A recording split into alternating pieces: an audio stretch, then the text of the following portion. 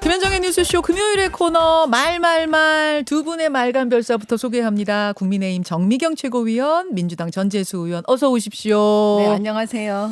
네, 전재수입니다. 정미경입니다.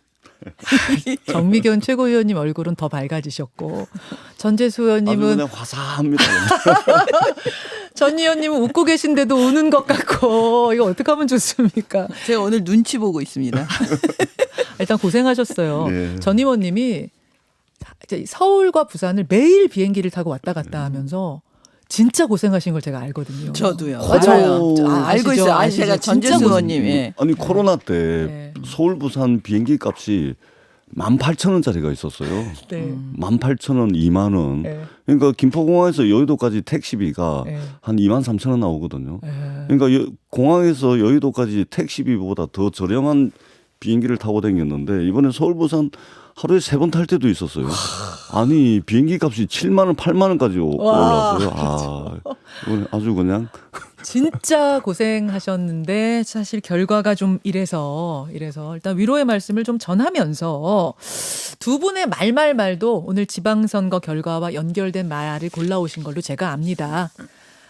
정미경 최고위원의 말부터 듣고 시작하죠. 민주당의 더 큰 개혁과 과감한 혁신을 위해 회초리를 들어주신 국민 여러분께 감사드립니다. 마지막까지 최선을 다해주신 2,974분의 후보들께도 죄송하다는 말씀을 드립니다.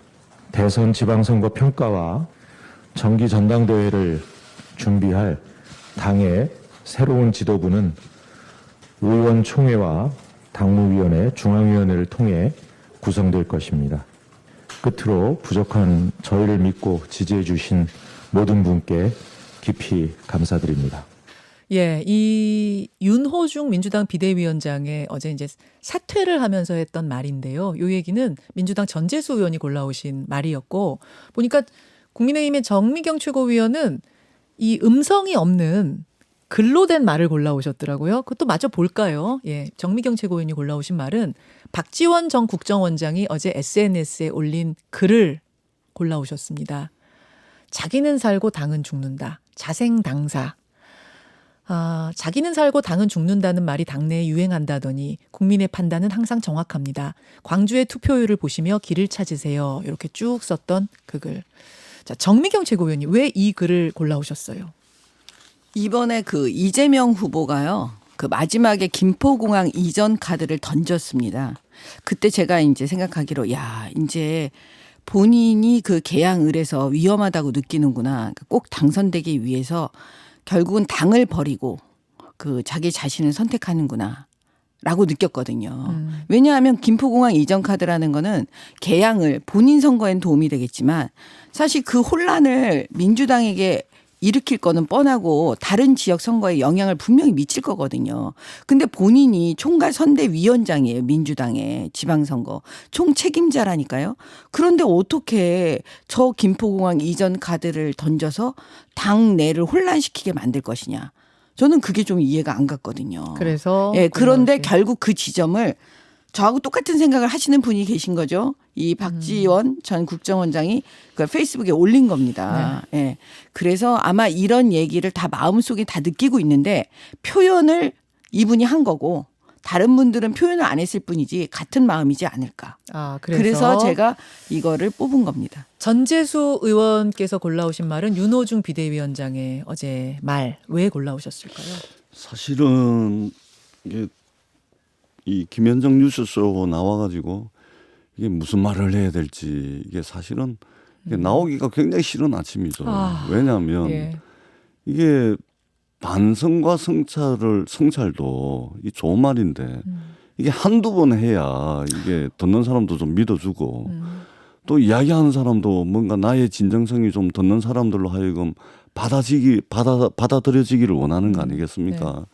그게 인지상정인데 이게 지금 도대체가 반성과 성찰을 몇 번째 이야기하는지 모르겠어요. 정말 이게 하기 싫은 이야기인데 그렇죠. 나와서 또 해야 되니까. 또 해야 되고. 그러니까 이게 아침에 일어나가지고 이게 나오기가 그러셨을 것 예, 같아요. 그래서 제가 그 심정 알아요. 아시죠? 예, 저도 과거에 그랬어요. 그렇죠. 사연패하고 막 네. 우리 국민의힘 예, 너무 힘들었어요. 전신당들. 그리고 방송 그렇죠. 나오기 정말 어려웠어요. 그렇죠. 그 심정을 누구보다 잘 아시는 그러니까 거예요. 제발 좀 우리가 민주당이 반성성찰을 이야기하는데 이게 영혼이 담겨 있는 반성성찰 그리고 이번으로 끝내야 되겠다. 그리고 이것을 논의하는 당내 의원들 결국은 이 지방선거에 떨어진 사람들은 따로 있습니다. 떨어진 사람들 제가 페북에 올린 글들을 보니까 네네네. 전부 제 탓입니다. 아, 후보자들은 예, 후보자들이 오히려. 떨어진 후보자들이 우리 민주당 탓입니다가 아니라 제 그렇다면 탓입니다. 제 탓입니다. 저의 부족한 탓입니다. 전적으로 제가 부족한 탓입니다. 이렇게 가슴 절절하게 반성하고 외치고 있는데 떨어지지도 않은 당에 지금 남아 있는 국회의원들이 이게 지금 이 제 탓으로부터 시작을 해야 되는데 또 이게 이 전당대회를 앞두고서 또 자신의 어떤 사욕 또는 당권과 관련된 이 당내 권력 투쟁을 위해서 이 지금 절절하게 떨어진 우리 후보자들의 이런 마음들을 좀 아전 인수식으로 또 해석을 하고 무슨 평론가도 아니잖아요. 현실 정치하는 사람들이. 그래서 참 이게 면목 없고 송구스럽고 그러나 민주당의 70년 역사가 있듯이 앞으로 또 70년 동안 민주당이 우리 공동체를 위해서 국익과 공익을 위해서 또 지지자와 국민들을 위해서 해야 네. 될 일들이 남아있는 네. 것만큼은 분명하기 때문에 네. 정말로 이 정치판을 언제든 떠날 수 있다라는 자세와 각오를 가지고 두 번 다시 반성과 성찰을 이야기하지 않는 그런 모습으로 민주당이 다시 태어나야 된다. 그렇게 생각을 합니다. 아, 자, 지금 좀 비장한 말씀을 해주셨어요. 오늘 말말말은 두 분의 뭐 대결이나 어떤 진영에 입각한 어떤 토론보다도 이번 지방선거에 대한 좀 허심탄회한 평가를 해봤으면 좋겠습니다. 일단 왜 졌는가에 대한 부분, 뭐 압승한 국민의힘이야 선거에 대해서 지금 뭐 그렇게 뭐 재평가를 하고 반성하고 이럴 부분이 적을 테고 결국은 이제 민주당의 고민거리가 산더미인 건데 왜 졌는가에 대한 분석이 정확히 나와야 그다음 계획표도 짤 수 있는 거 아니겠습니까? 아까 정미경 최고위원께서는 자생당사. 그러니까 그것 때문이라고 보신 거예요. 민주당이 왜 졌는가에 대한 원인 분석을 지금 못 할 거예요. 민주당 스스로는 예, 민주당 스스로는 왜 그러냐면 망할 때는 못하기를 바라겠죠. 아니 그게 아니고 저는 지금 그 진영하고 상관없이 예. 얘기하는 거예요. 왜냐하면 과거에 우리 경험이 있기 예, 때문에 예. 그 왜냐하면 망할 때는 그 원인도 못 찾아요. 그래요. 예, 아니면은 알고 있지만 외면을 해버리죠. 예, 그 다음에 여전히 자기 욕심을 내려놓지 못하고 있죠. 그러면 그 핵심은 뭐냐면 검수완박 법안 사실 그렇게 처리하는 거 보고 우리 국민들께서 심판하시겠다고 생각했을 거예요. 왜냐하면 대한민국 국민은 굉장히 무서우세요. 제가 겪어보니까 이 정치를 해보니까. 네, 네. 그렇기 때문에 그때 이미 민주당이 저렇게 하면 심판받을 거라는 걸 우리는 다 알고 있었는데 민주당 의원들만 몰랐다고 저는 봐요. 그러니까 그런 일을 했겠지.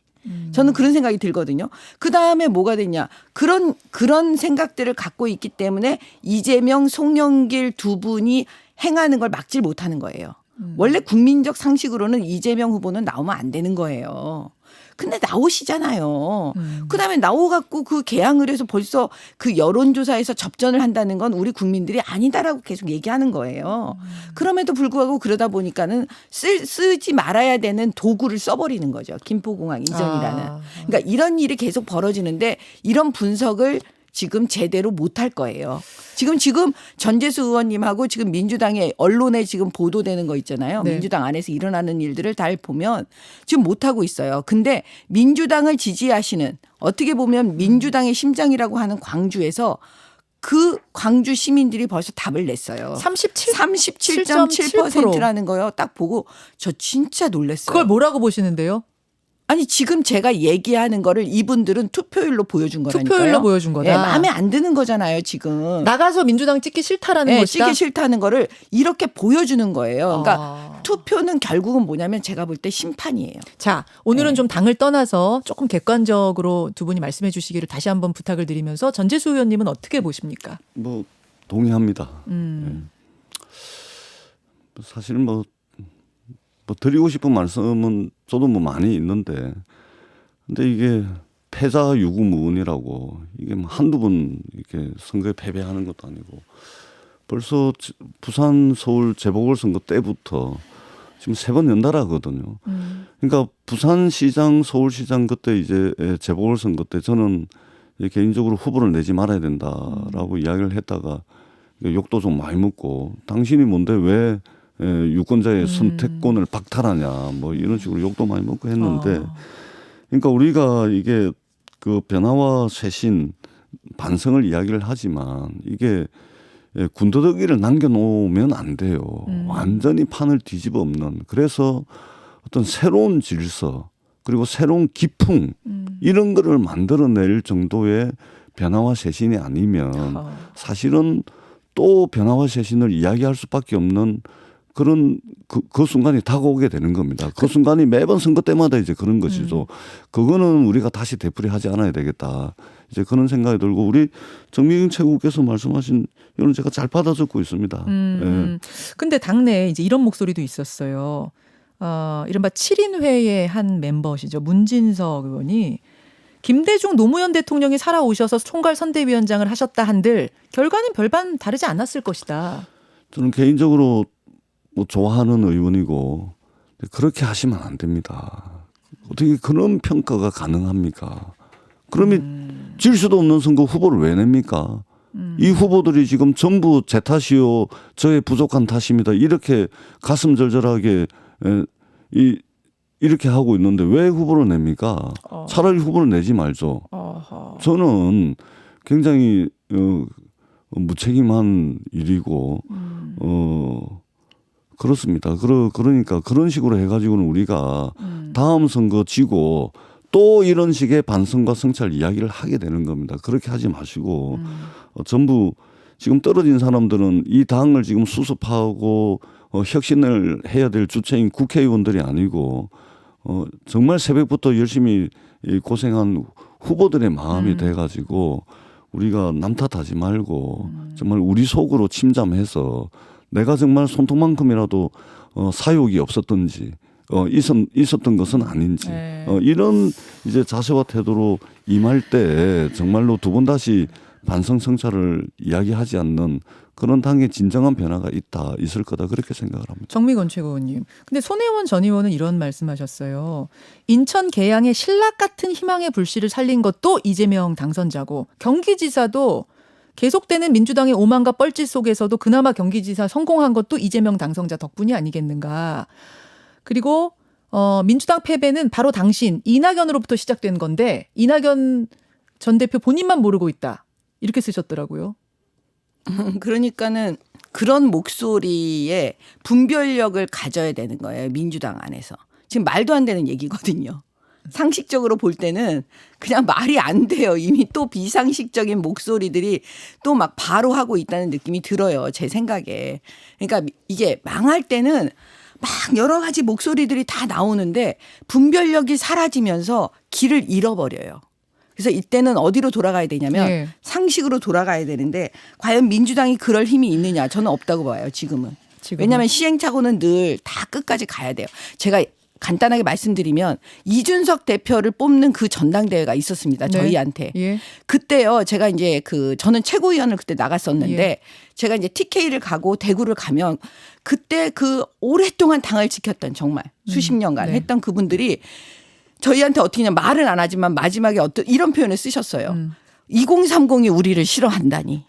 그러면 2030을 어떻게든지 우리한테 오게 만들려면 준석이를 뽑아야지. 그러면서 이준석 대표를 싫어하지만 거기다 손을 떨면서 찍었대요. 개인적으로는 싫어하는데 네. 당을 위해서 찍는다? 예, 제가 근데 그 얘기를 듣는데 저도 모르게 눈가에 눈물이 막 맺히는 거예요. 저는 현장에서 들은 목소리였기 때문에. 그러니까 그 정도 시행착오를 다 겪고 그게 막 계속 선거가 졌거든요. 거의 마지막에. 근데 결국 당원들이 그런 움직임을 보이시는 걸 보고 와 이게 그냥 깨달아지는 게 아니구나. 연전 연패 한 4번 하고 나니까 네. 이제는 안 되겠다고 생각하신 거예요. 된다. 뒤집어 엎자. 그래서 사실은 30대의 보수 정당에서 당대표가 만들어진 거였지 그냥 된 게 아니었습니다. 민주당도 결국은 지금 저도 이제 어제 우리 지지자분들 이게 두부에 소주 한 잔 하시다가 예. 근데 두부하고 소주하고 궁합이 맞는지는 모르겠는데 그거 두부에 소주 한 잔 드시다가 이게 화가 나서 전화를 했다면서 그러면서 이분이 화가 나더라도 조곤조곤 말씀을 하시는 분인데 정말 화가 나는데 근데 더 중요한 것은 희망이 없다는 데에 더 화가 난다. 그래서 이 희망은 결국은 사람을 통해서 희망을 발견하게 되는 것인데 민주당 사람들을 지금 보게 되면 사람을 통한 희망을 갖기가 너무 어렵다. 그래서 너무 이 화가 나서 이 두부에 소주 한 잔 하면서 전화를 한다라고 이제 말씀을 하시더라고요. 네. 결국 민주당도 여러 가지 어떤 이 새로운 질서를 만들기 위한 몸부림이 있겠지만 결국은 사람을 통해서 희망을 만들어야 됩니다. 조금 전에 우리 정미경 최고께서 이준석 대표를 선택하는 그 과정들을 네. 말씀을 하셨는데 민주당도 마찬가지라고 생각을 합니다. 저는 민주당에 이제는 586 용태 아니 용태하고 나면은 당을 누가 책임질 겁니까? 당을 책임질 말하자면 세력이 있어야 되고 사람이 있어야 되잖아요. 이제는 민주당도 새로운 질서와 새로운 기풍을 만들기 위해서는 70년대생 초재선 의원 또는 초재선 현역 의원이 아니래도 좋습니다. 이제는 기존의 어떤 민주당의 가치와 노선에 도구마처럼 빠져 있고 어떤 틀에 빠져 있어 가지고 어떤 정치적 상상력이 부족한 이런 분들보다는 70년대생의 초재선 영선이라도 상관없습니다. 이런 분들이 민주당의 변화와 쇄신을 위해서 등장을 해야 될 때가 왔다 이렇게 생각합니다. 자, 논의는 이제 시작일 것 같습니다. 오늘 여기까지 두 분과 이야기 나누고 또 다음번에 이야기를 더 이어가죠. 국민의힘의 정미경 최고위원, 민주당 전재수 의원 대단히 고맙습니다. 네, 고맙습니다. 감사합니다. 김현정의 뉴스쇼는 시청자 여러분의 참여를 기다립니다. 구독과 좋아요, 댓글 잊지 않으셨죠? 알림 설정을 해두시면 평일 아침 7시 20분 실시간 라이브도 참여하실 수 있습니다.